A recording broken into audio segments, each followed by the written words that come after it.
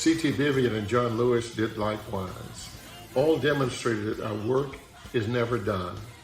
So as we approach November 3rd, remember the words of the late John Lewis, a soldier of freedom from the age of 19 to the age of 80. Our vote is our voice. We must never be silent. Join with AMEV Alert as we tell others that voting does make a difference. Go to www.ame-alert.org for a step-by-step process on mobilizing voters, on educating persons to vote, and on voter registration. My name is Clement W. Few, presiding bishop of the 5th Episcopal District, and I approve this message.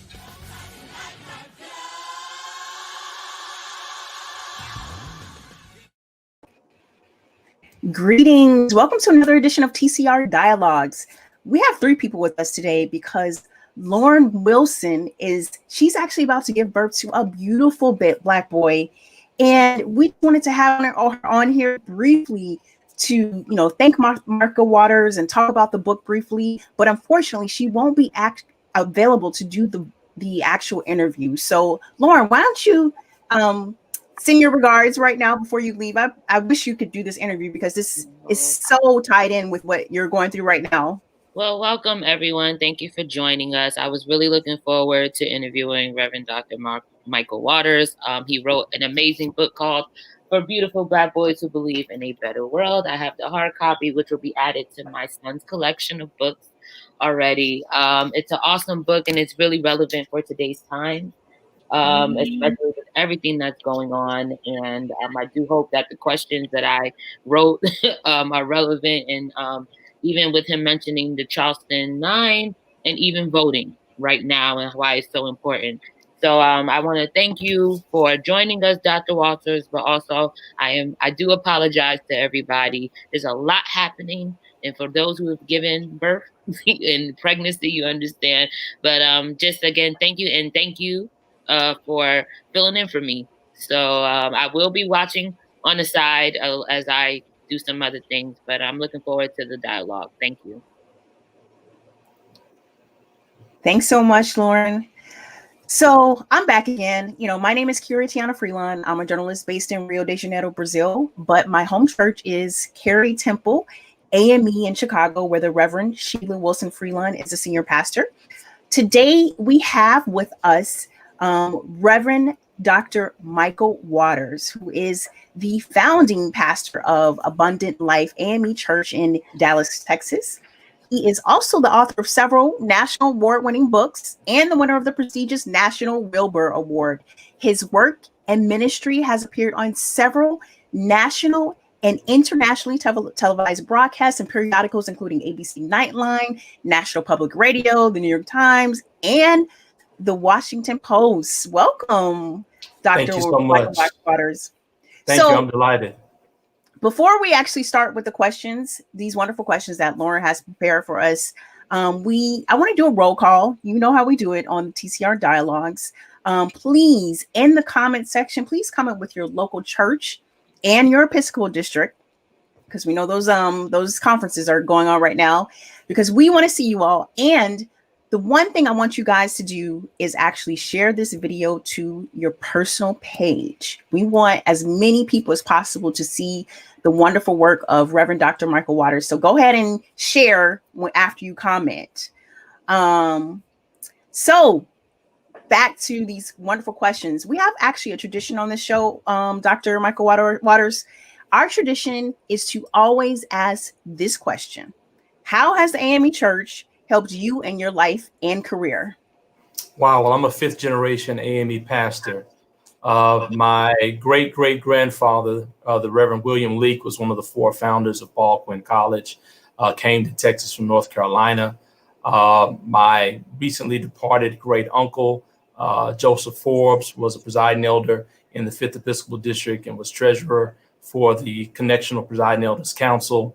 The AME Church has shaped and empowered my life in so many ways, from the opportunities that had an opportunity to serve in the YPD, from the local conference to the Episcopal District as YPD president, a connectional chairperson in the YPD, served briefly as the representative of AME Church, young adult representative to the World Methodist Council. I can go on and on. The education, the empowerment, the spiritual guidance and uplift that the AME Church has provided me, not only in the time when I was a youth, but continues to provide me today, is immeasurable. And I'm very grateful and thankful to be a part of the AME Church. And did you say you were fifth generation? I am fifth generation. Oh my gosh, that's going way back. I am not quite fifth generation. I think I'm only third generation. So congratulations to your family. Thank you. Before we get into this wonderful book, though, I've seen that this is not your first book, and I've seen that you've already written 2 books, Freestyle and The Stakes is High, which I to me says that you really do like hip hop. I can see. Can you actually just tell us about these books and what they were about? Sure. Well, the first book, Freestyle Reflections on Faith, Family, Justice, and Pop Culture, was kind of a smorgasbord of ideas, to be honest with you. Things that were encircling my mind at the time that I wanted to get out in the world. The streamline between all of those themes is this idea of manifesting hope in the world, that we are called to bring hope into the world, to manifest it in communities that largely have been denied the full experience of hope. And so that was that book. And by the grace of God, it won 3 national awards. Stakes is High, Race, Faith, and Hope for America really was a deep dive into the racialized histories of our nation, with a particular exploration of the intersections of Black Lives Matter movement, along with the unfortunate ongoing persecution of Black bodies in the public square. And so that was the nature of that book. Much of the text was written during the very early days of the Black Lives Matter movement.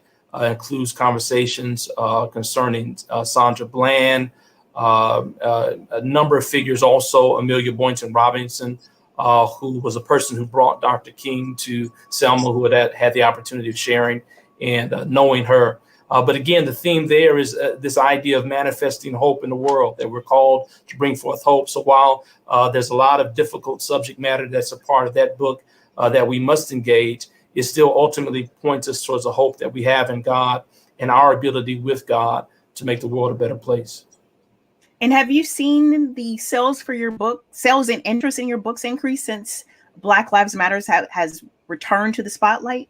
You know what? It was a fairly continuous drive, for which I'm very grateful. But absolutely, this summer, new groups have come on. It's been a blessing that this book has been in seminaries, it's been in classrooms, been in mosques and synagogues.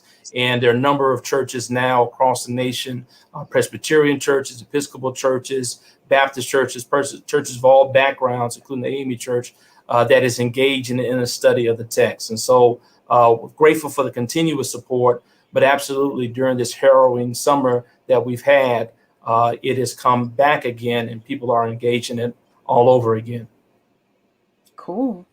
So let's get a photo of your recent children's book up on the screen for beautiful Black boys who believe in a better world. Oh gosh, I love this cover. I mean, it's so gorgeous. Thank you. I want to know, like, what inspired you to write this book? Did you actually start writing this book this year, or was this already in the ringer? Well, let me give a nod first to the great Keisha Morris, who is the illustrator of this book. And let me also acknowledge that the cover was named Cover of the Month by the Christian Century this month. And so I'm very grateful for the recognition there. This book emerged after a conversation my wife and I had with our oldest child, my son, Jeremiah. We had just returned from a vigil that I had spoken for a young man by the name of Jordan Edwards, who was shot and killed by Officer Roy Oliver just outside of Dallas. And after that vigil, Jeremiah came in our room. And as we acknowledged his presence, he began speaking of all the things that he was tired of people killing each other, tired of people hating each other because of the color of their skin.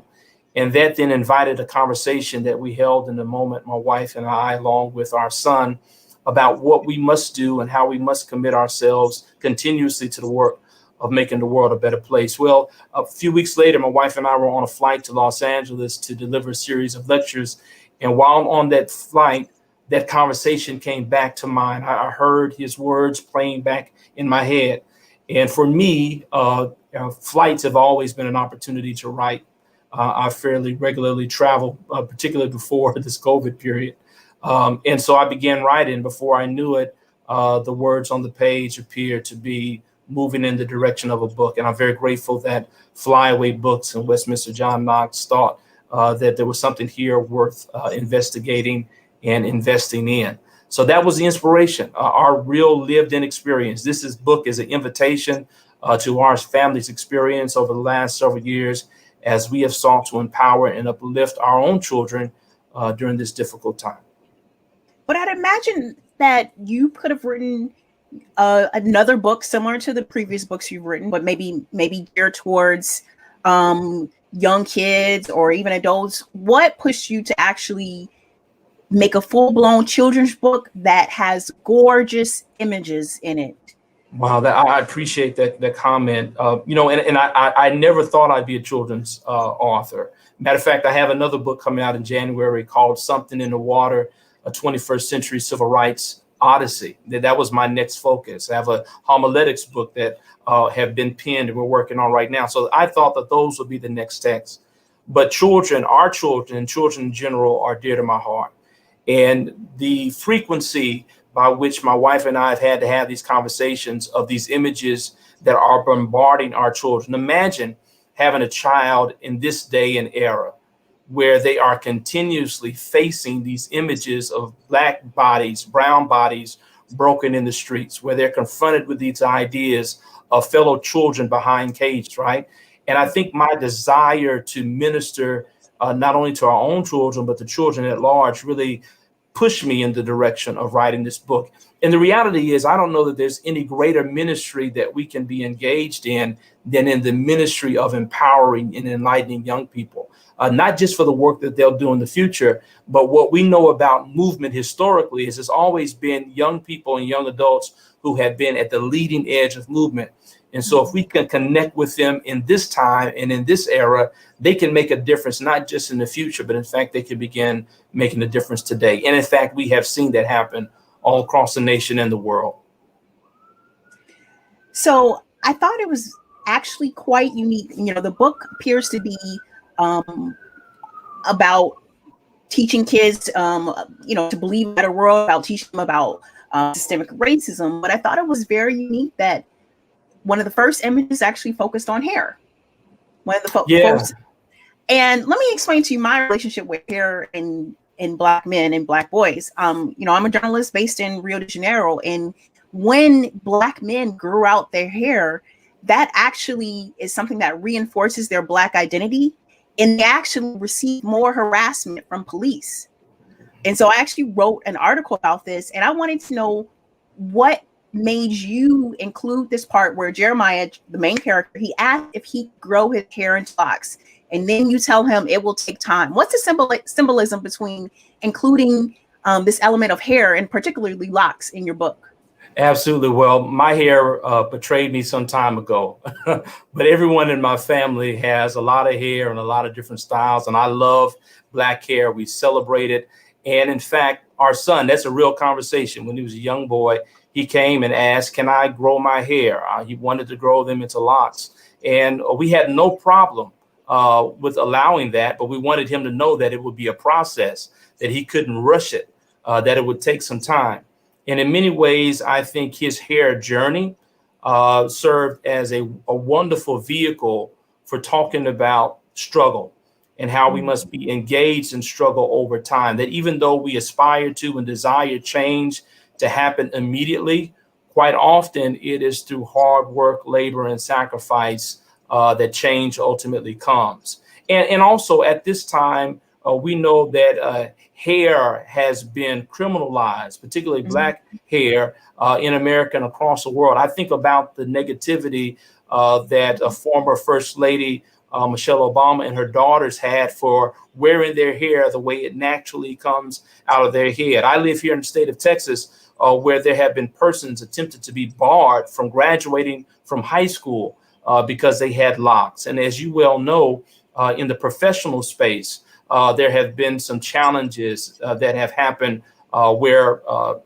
adults have even faced challenges in the workplace because their natural hair was deemed to be unprofessional. And so this is also a part of our struggle. And I think it really speaks to our ontology, our origins, who we are authentically, that Blackness for too long has been criminalized. There's been this criminalization of color and this persecution of pigmentation, where who we are personally, who God has created us to be, is not enough. And so there's no way to celebrate the beauty of Black boys without also celebrating all that encompasses that beauty, which includes their hair. Nice. Thank you. So your book mentions several young Black men who have been killed. And throughout the book, like many children, Jeremiah, he starts to become curious as to why he keeps seeing Black men and women being killed on the news. And he continually asks his dad to explain it. And after his father does explain it, he replies, he didn't want to talk about it anymore. Why is that?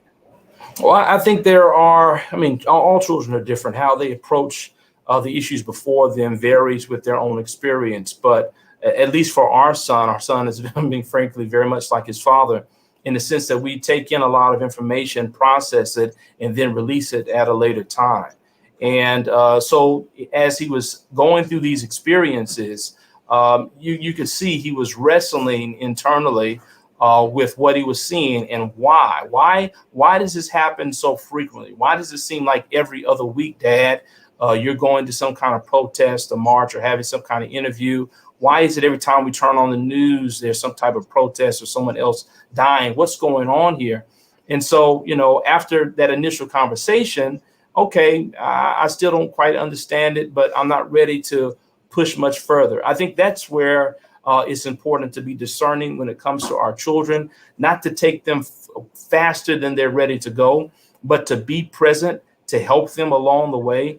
And so for me, it's always been important to be present as a father, present physically, present emotionally, present spiritually, present in all ways possible, so that they know at any time they need me, I'm here. But also to have some tact, also to have some reserve, as to not to force them to move too quickly in a place that they're not yet ready to go. And so that was our experience. And as you see in the book, and as happened in real life, once he was ready to talk, we did talk. And that's often been the case within our family, that once our children are ready to talk about whatever's concerning them, they do come and we make space and time for that conversation. And I would actually like to know personally, how did your talks evolve this summer at the height of Black Lives Matter? Did they change, or did you have to change the book? I'd imagine this book has been already written by the summer came around, but Well, and that's one of the challenges of the book, is that we knew that whenever it was going to be released, it was going to be timely, because these brutalities have been continuous throughout our experience. I always say, and it's very important to acknowledge, that even Dr. King, when he delivered what we now call the I Have a Dream speech on August 28, 1963, that even in that poetic speech, or particularly how it ends with the refrain of I have a dream, very early on in the body of that speech, Dr. King talked, and I'll paraphrase now, that Black people would never be free in America until they were freed from the harms of police brutality. And, Dr. King himself, and so many others at that time were also victims of police brutality. So we knew, unfortunately, that whenever this book came out, it would be timely. You already mentioned hip hop. I am a student of hip hop. I've taught it in higher education. My dissertation is focused on an aspect of it. And if you really want to know what's going on in the post-civil rights era in America from 1968 through the 80s and 90s, really, you just need to listen to hip hop. which really was the CNN, according to Chuck D, of our time. And you hear that refrain even in that conversation of police brutality and its impacts. So our conversation didn't really shift much because we've already laid the groundwork for the conversation. They are aware of the work in which my wife and I are engaged, and in fact that they are engaged themselves in order to make the world a better place. It doesn't make it less difficult. Those are always hard images to bear witness to. But I would like to believe that my wife and I are raising anti-racists who have an understanding of the ways in which our nation and world has functioned, particularly as it relates to anti-Blackness, that they are fully at home with who they are and who God has called them to be. And they have a greater understanding of what must be done in order to continue to bend the curve towards justice, the arc towards justice. Mm-hmm. Now, another thing that you did is you really put a stamp on this book with AME history. And when I say that, I mean that you actually do mention the Mother Emmanuel AME Church in the book, which is, a horrible anti-Black massacre, as I would actually say if I were a journalist in Brazil. This was a massacre. How do you think that this tragic event affected the AME Church? And I actually would like to know why you included it in the book. Obviously, knowing your background, I know why you included it, but was there another reason in your mind that you wanted to point that you wanted to make by including it? Sure. Well, I think that's just a part, unfortunately, of the terrors that we have experienced as Black people in America. I remember exactly where I was when I got the news. And that continues to be a watershed moment, not only in my own personal life, but for many and even the broader church. I've also had the opportunity to get to know quite well the Reverend Sharon Risher, whose mother, Ethel Lance, and cousins and friends were amongst those who died there in that massacre. And I actually wrote the foreword to her book entitled For Such a Time as This, Hope and Forgiveness After the Charleston Massacre, which was on the Today Show last year. So getting to know her and journey with her in that experience, praying with her, support her, she calls me her Dallas pastor, really kind of brought me in deeper to the pains of this tragedy. I was afforded the opportunity to go to Charleston that summer to speak with the Connectional Young Adult Lay, and actually went to Mother Emmanuel along with General Officer Thomas. And I'll never forget meeting Brother Nathaniel there, one of the trustees, as he gave us a tour of, this historic church that was historic well beyond this particular incident. But I'll never forget, as we came down from the sanctuary, we're back in the bottom level, how Brother Nathaniel really matter-of-factly drew our attention to the group of tables and said, and I'll never forget it, that's where most of the killing happened. And so once you have that engraved in your mind that these great horrors took place in a place of peace, a place of worship, once you have borne witness to the holes in the walls and in the floors where bullets either went through or missed bodies, once you recognize the great horrors that are there, it's impossible to have a book that really explores these harms for young people without including that, because that is a part of the text of this nation. And so that's why it was included, not just because of our connections with the AME Church, but because of its impact continuously on our family and our church. And I think for us, frankly, I've also gotten a chance, no matter of fact, this past February, I was with Sarah Collins Rudolph. I've led civil rights pilgrimages through the Deep South for the last 15 years. And Sarah Collins Rudolph was the fifth little girl in that bombing at 16th Street Baptist Church. And as I interviewed her, I was on her right side, and her right side frames the scar tissue on her right side frames the eye that she lost in that tragedy. And so it's very important to note that although sometimes you feel like so much time has passed between these horrors happening at churches, really that's not that much time. We have somebody with us today and many others who lived through that experience or were harmed by that experience. And so it was important. I think Mother Emmanuel tragedy is the 6th Street bombing of this particular era. And because of that, it was important that we shared it. And here we have a picture of you. Can you explain this picture? Yes, we took that picture together right after, bearing witness and paying respects there in Charleston. Just a very moving moment, one I'll never forget. And I think particularly as an AME pastor, the recognition that, it could have been any of us, and it really could have been. We're where we are, doing what we do, welcoming people. I can't tell how many times, particularly given our location, someone has literally walked off the street and we invited them in for Bible study. It's just what you do in terms of hospitality of the church. And so I think that was also a very important and sobering moment for all of us to understand the era in which we live and the very real harms and threats that present themselves today. And so tell me about how your summer went. I'd imagine, I read over your background. Obviously, you've been involved in protests and activism years before this recent Black Lives Matter movement came about. But how did you just get back into the protests or get back into the activism, or was this just a continuation of everything you were doing in Dallas? I tell you what, it was a continuation to an extent. We have had a very strong respect for COVID in this house. And so we've sheltered in place. I know how that is. Yeah. My wife is expecting. We have a beautiful child who has a heart issue that's also been documented in my books. And so it's very important for us to keep our family protected. But in the ways in which that I could empower and speak to this moment, I have a number of interviews with news media, articles written. But even beyond that, because of the activism and work in which I was been engaged, I was invited to be a part of the defund movement as we work through our county.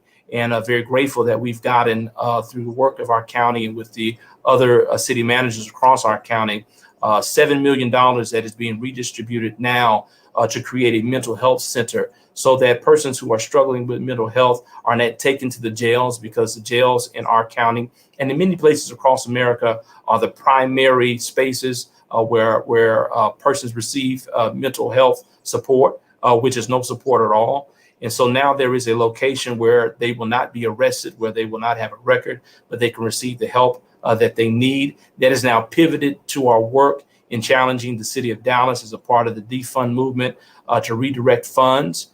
In addition to that, we have also tried to hold accountable police in our city for the mistreatment that happened against protesters who did engage in the protests during the summer. And again, this just builds on the work we've done over the last several years and the work we're doing now. I'm actually a part of a work now to decriminalize marijuana within our city, because we know in conversations with our DA and others, there are two justice systems, one that ensnarls and incarcerates Black and brown bodies for possession of marijuana, and one that lets white bodies off scot-free or with little harm being done to them. And in my mind, if you cannot enforce a system or law with equity, you must do away with the system. And so currently we are supporting the efforts here in this city, putting our voice behind it to decriminalize an amount of marijuana, which if it were approved would mean that between 90 and 97% of the arrests would diminish overnight. And that's largely going to be Black and brown bodies who unfortunately during this COVID time have continued to be arrested because of marijuana possession. And in particular, I think it's challenging to continue to enforce this law when there are places and spaces across our nation where individuals are making millions and millions of dollars engaging in the trade of marijuana, where others are being sent to jail in state prisons and then are unable to have public housing or access to school loans. We need equity in the system. And so that's one of the things that we're working on today. Great. Going back to the book, one of the things that I really enjoyed is that instead of just mentioning, obviously, many tragedies against Black men and Black women, the book actually lists action steps for people to work against this. The book mentions protesting, it mentions donating to credible organizations, and of course, it mentions voting. And throughout the last month and a half, the TCR Dialogues has focused a lot on voting and how important this election is for us. Can you explain to us why you included action steps in this book and why you think voting is critical in the upcoming election? Well, that's a part of the hope. I think when we are overwhelmed by what we're seeing in our society, there's a feeling that there's nothing we can do about it. But in fact, there are things that we can do in order to make the world a better place. And all of them require sacrifice and intentionality. But we have a tremendous heritage of persons who have co-labored with God to make our world what it is today. And we have that same calling. That mantle is upon us now to continue to advance that work. We have to be, as the abolitionists who envision a world free of chattel slavery at a time when it was normative. We've got to have that same passion of our forebears who were able to see a desegregated society. We understand we're still wrestling with issues of segregation, but there have been some strides made. They were able to see these opportunities at a time when they were void of that experience. And the same is true for voting. And we've got to, I see voting as a sacred cause. And again, a lot of this work bubbles out of my work and study of the civil rights movement and leading groups throughout the Deep South for years now to visit cities and sites significant to the movement. But if you go to Jackson, Mississippi right now, to the carport of Medgar Evers, who was killed at the age of 37 on June 12, 1963, you can still see tainted stains from pools of his blood in that carport. To me, when I go there and have been there many times, I have the feeling of what it might have felt as those who were bearing witness to the crucifixion of the Christ, recognizing the blood that was spilt for liberation. When I look at that blood in the pavement, I see the blood that was spilt for us to have the opportunity to walk into our polling location or send it through the mail and to vote the candidate of our choice. I've also marched across that Edmund Pettus Bridge. I've had the chance, and I want to honor the memory now of John Lewis, who I was able to share with, given my book, sharing conversation with on a number of occasions. Amelia Boynton Robinson. I've met personally those individuals whose skulls were fractured and who were forced to ingest tear gas at a close proximity, just so that we could have the opportunity to cast our vote. And a vote is a fundamental right of a democracy. It's a thing that we should uphold, and we should fight vigorously against any attempts to take that right away from us. And so, again, the book includes a number of action items that we can do, that we must do, that in fact we are doing. And I wanted to introduce young people to the reality that although, yes, some of these things are overwhelming and heartbreaking, there is in fact something that we can do in order to make the world a better place. Thank you. Thank you. And of course, Lauren Wilson, she is an educator, in addition to soon to be a first-time mom. She really appreciated the discussion guide that you provided in the back of the book. Can you briefly walk us through the discussion guide? Absolutely. And I want to give a nod to the Muhammad Ali Center. Thank you so much. Lonnie Ali, Muhammad Ali's widow, she saw an early copy of this manuscript and said she wanted to support it and put the name of their center behind it. But if you look in the back of the book, there's a discussion and activity guide that has been written by the Muhammad Ali Center. It includes everything for preparing yourself for the conversation, establishing a safe space, speaking about race in the classroom, speaking about violence in the classroom, exploring change making, discussing this book at home. And not only do you have the information that's included here in the back of the book, you also have a link online to an expanded discussion guide and activity guide, because this book is not simply meant to be read and put back on the shelf, but this is to be a way of beginning the conversation and having resources to go deep in the conversation to empower and uplift our children. Also, if you go online, there's a free downloadable coloring sheet that young people can engage their artistic gifts while also engaging with the subject matter.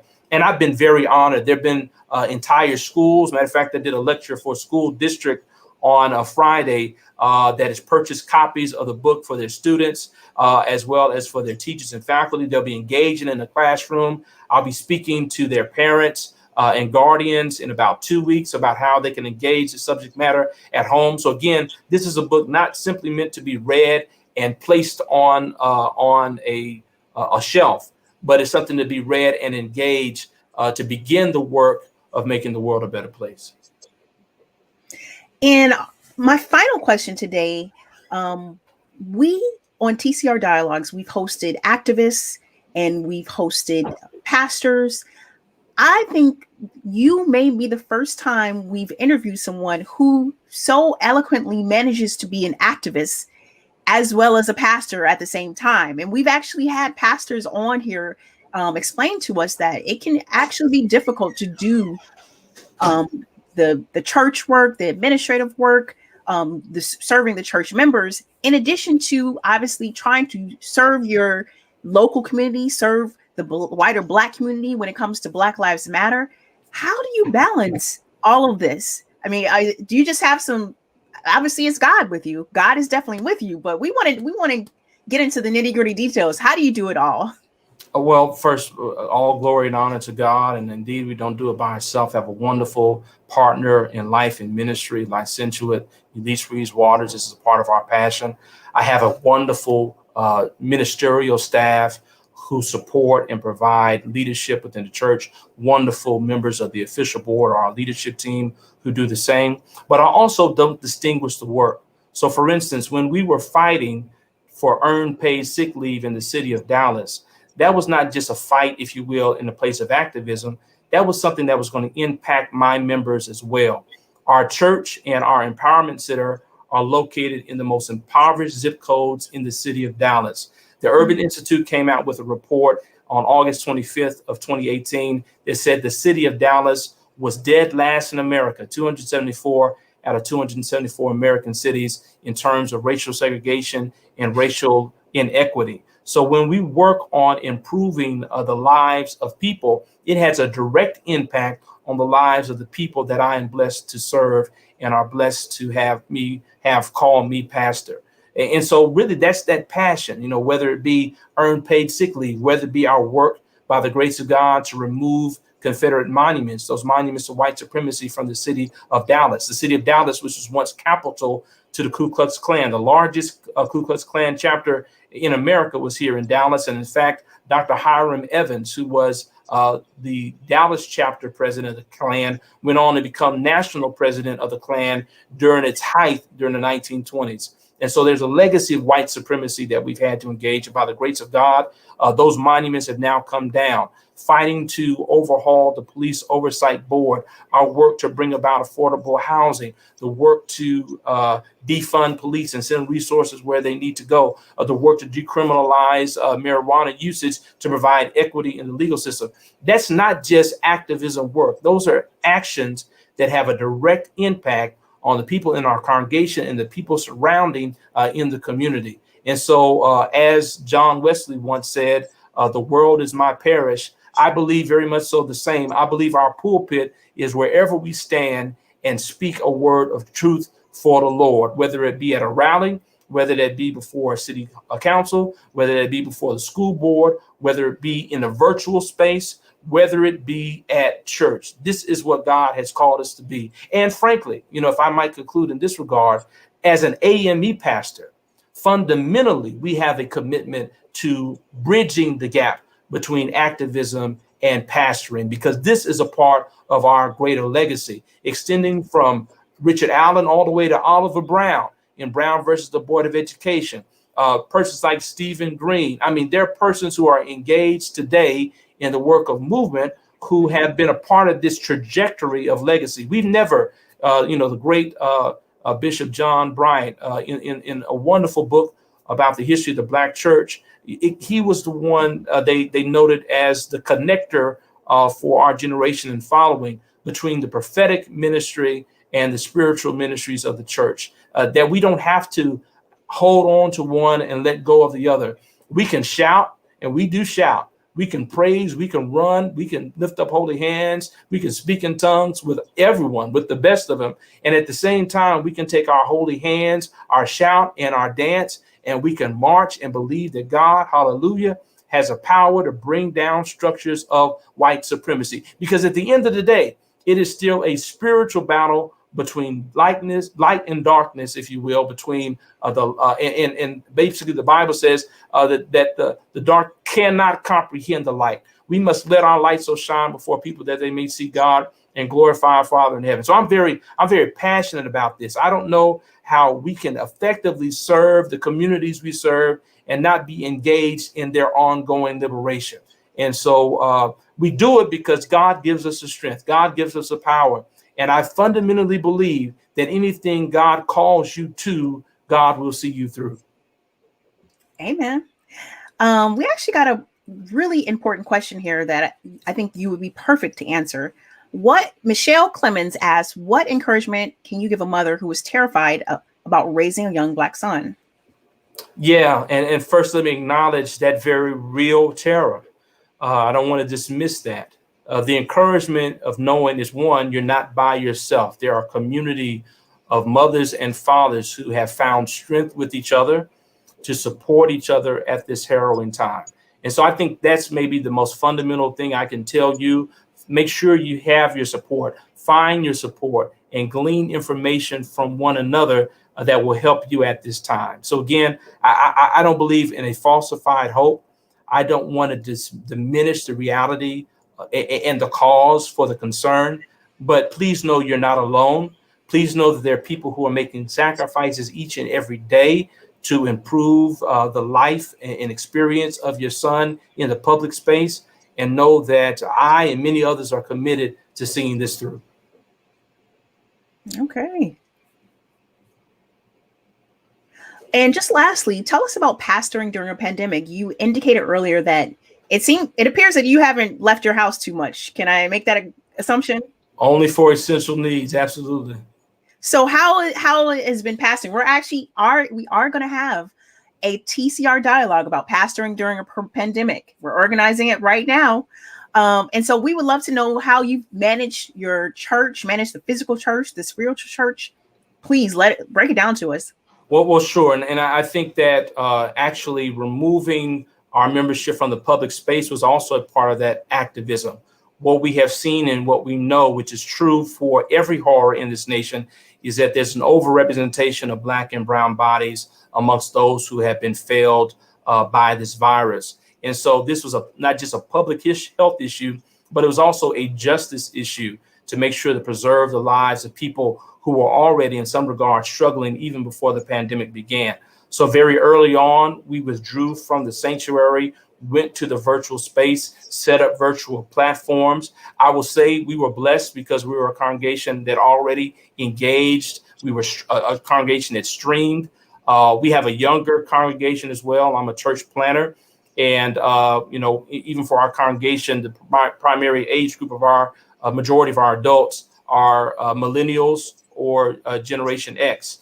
And so that was not much of a shift for them. And even those who are older, those who are baby boomers, they still are well engaged with technology. So I will say for us, that was not as big a shift for us. People were able to engage in the technology, but that didn't stop the work. So in the midst of the pandemic experience, by the grace of God, we were able to establish an emergency relief fund. Over the course of the year, we have given away over $25,000 to support individuals at this time, and recently received an additional grant for $88,000 that we will be distributing to our community and church to help in the midst of this pandemic. By the grace of God, we have had days where we've given out PPE for free and food to the community. And so even though we've been sheltered in place in terms of the worship experience, through our empowerment center, through our ministry partners, through the faithful giving of the Abundant Life Church family, we've been able to support. We gave scholarships for persons who were returning to school, whether they were going physically or going to the virtual space. We provided grocery assistance to those who were in need of support. We provided support for leases and mortgages. We've provided support for co-pays by the grace of God, and all glory goes to God for this, and prescription medication. So again, Even though we've been away from the sanctuary, we have very much so been a church. And I think this is really speaking to our ecclesiastical gains and understanding. There's something very powerful that God is doing in this season to remind us the church has never been brick and mortar. It's never been a building. It has always been the people. And the church, the doors of the church are open as long as the people of God are still being blessed and ministered to and cared for. So I really want to uplift this at this time. I know my heart breaks in a sense. I've had to do virtual funerals. I've had to do social distance weddings. I've had this desire to connect with the people that God has so wonderfully and lovingly called me to serve. But the reality is today, love looks like an empty building. And there's no greater way for me to express my love for God and my love for God's people than to ensure that we do whatever is possible to ensure their safety. But that does not mean that the church ends, that the church is not active. And honestly, there have been an abundance of opportunities that have presented themselves in this pandemic moment. We've been able to reach people virtually who may have never even desired or had an opportunity to step foot in the physical sanctuary. And now they are active members of our congregation. They are worshiping. They are giving online. They are part of our worship experience. And so in a real sense, God is using this pandemic, I believe, or God is allowing this pandemic to be used as a way of empowering us and reminding us of our first call. Because as we know, the very origins and beginnings of the church happened at home, happened in intimate spaces amongst family. And if we can reconnect to the purity and authenticity of that first call of God that we see emulated in Acts and going forward, then we might come in contact again with the pneuma, with the Spirit of God and the dioko, the power of God to press forward at this time. Thank you. I admitted that when you first came on, you were all prepared. You had the lights, you had the big screen, you had the headset. I can tell that you are used to doing digital church. Also, you actually brought up one of our favorite people during the live, Stephen Green. We are looking forward to having Stephen Green on this show in the future. So Stephen Green, if you're out there, please hit us up. We would love to chat with you. One very, very last question. Let's get that picture of the book up again. My last question for you is, what is your ultimate dream in terms of who this book reaches? Where do you want this book to go? Oh, yeah. Shout out to Stephen Green and so many others who are engaged in the struggle. We're praying for you and thank you for your work. I want this book to go any and everywhere God would have it to go to make the impact that it must have in this day and age. I'm grateful that Essence Magazine recently named it in its current edition one of the 6 must-have books on race for children and teens. I've already mentioned the Christian Century naming it as the cover of the month. Even former presidential candidate Beto O'Rourke came out and endorsed the book and said it's one of the most important children's books of the year. So we're very grateful for all of the support that's been given. Thank you to everyone who's purchased the book. Thank you to the corporations and others who have purchased the book to donate to groups that are in need of it. There's several organizations who've actually purchased the book. The Muslim Bar of Dallas purchased 25 copies just to be donated to young people. And so literally any and every young person that can have it. I wanted to uplift Black boys and their beauty because so unfortunately within our society, it's very rare that is acknowledged. But this book is a book that's actually for all children.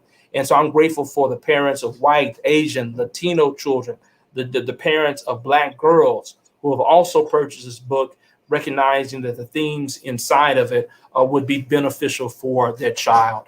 And so any and everywhere they can go, I'll be doing a talk with Vanderbilt University in a coming weeks, talking about the book with seminarians and the things that they can do.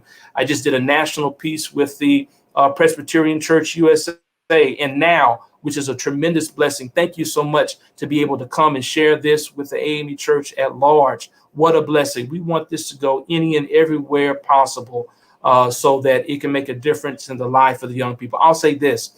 The great Tupac Amaru Shakur once said in an interview that I might not change the world, but I will spark the minds of the one that will. And I've adopted in many ways that to be my own personal mantra. Maybe it's not for me. Maybe it's not God's call upon my life to be among those who actually change the world.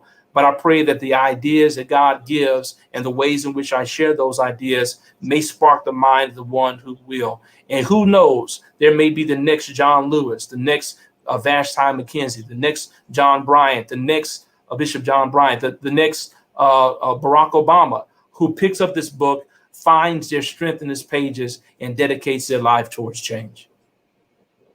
Amen to that.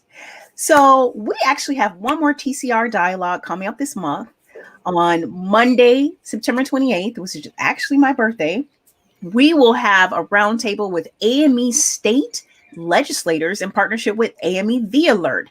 These state legislators are from 5 different states. And of course, they're going to be talking about the 2020 elections, down ballot impacts, public policy, and everything. It will be moderated by Chuck Chobbs. Also, we would not be here without the Christian Recorder. So we would love for you to support this wonderful publication, which is the longest continuously published Black publication in the United States since 1852. You can subscribe for $36 a year, and please visit thechristianrecorder.com. We'd also like for you to support AME Church Publishing House. This is for your church school and your worship needs.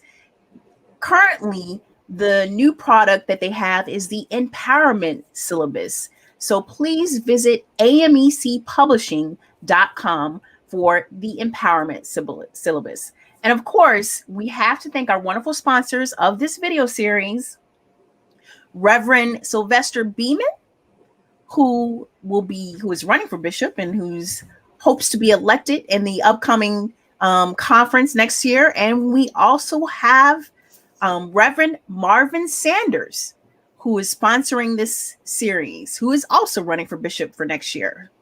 So thank you so much for being such great partners and sponsors of this series.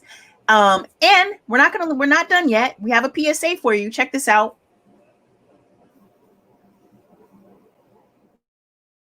When you think about power, think about voting. When you move to protect those you love, add voting to your list.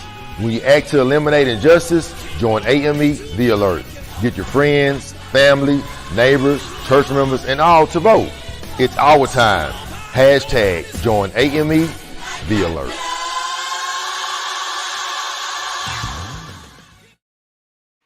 So, Dr. Waters, do you have any closing remarks for us? It's been such a wonderful conversation with you today. Well, first, I'm delighted and so grateful for this platform, the opportunity to share with you. So grateful for the Christian Record and the work and information that it continues to provide, vital information, particularly at this time. Thankful for your support of this book. You can find it anywhere, literally books are sold. Tomorrow is the official publication date. It has been, thankfully, on Amazon, been named one of the hot new books releases in children's books, so many others who supported the book, and I'm so grateful for that. But more so than anything else, I want to again remind us of our particular call as it relates to engaging young people. That young people, can you imagine what they've experienced over the last several months? Many of them suddenly withdrawn from their places of education, required to remain at home. This harrowing experience of the coronavirus, and in the midst of that pandemic, the ongoing pandemic, the pandemic we've known in America and across the world, particularly since the Enlightenment period, the pandemic of white supremacy, forced to experience both of these harms, moving together in a congruent stream. So I want to uplift the fact that it is so important for us to engage young people, to empower them. And one of the ways we empower young people is just by being honest with them, right? Not trying to shield them from everything, but creating safe space where we can have transformative dialogue and we can equip them for the change that must be made. You know, the great James Baldwin said that to be Black and American is to be in an almost constant state of rage almost all of the time. And we understand that to be often true, that when you truly understand the brutalities that our people continue to face, dark pigmented people face in this nation and across the world, there is a level of rage and concern that can embody your spirit. But I also know, and I believe we have a great heritage, once again, that we can cling to. I also know that faithful people who have worked together with the faithful God have made change in this world. And no matter how problematic and difficult the times we face are, that we are, in fact, through the power of God, the hope in which we're seeking. I believe that God works and moves through us, through our hands and our feet, to bring about change. And so, once again, thank you to so many who've already supported the book. I've had grandmothers and grandfathers contact me who have sent the book to all of their grandchildren. I've had persons who've purchased a book for themselves and their neighbors. I just got a contact from an individual who purchased the book for his wife, who was a teacher who was struggling with how she would have this conversation with her students this year. She read the book and now is sharing it with the faculty. Thank you, thank you, thank you. At the end of the day, my desire is that children would be empowered and uplifted. And to the extent that this book can provide that support, I am grateful. To God be the glory for the things that God has done. Thank you so much. Thank you. Thank you so much. So that wraps up another edition of TCR Dialogues. We will see you next Monday. And of course, we want to thank our the people who are helping us with this event. Reverend Roderick Beelan, who is the president publisher of the AMEC Publishing House. Mr. John Thomas III, who is the editor of the Christian Recorder. Myself, Tiana Freeland, who usually is the producer. And of course, the people who've prepared these wonderful graphics, Reverend Corin M. Davis and Mr. Michael Russell. Thank you so much and hope to see you next week.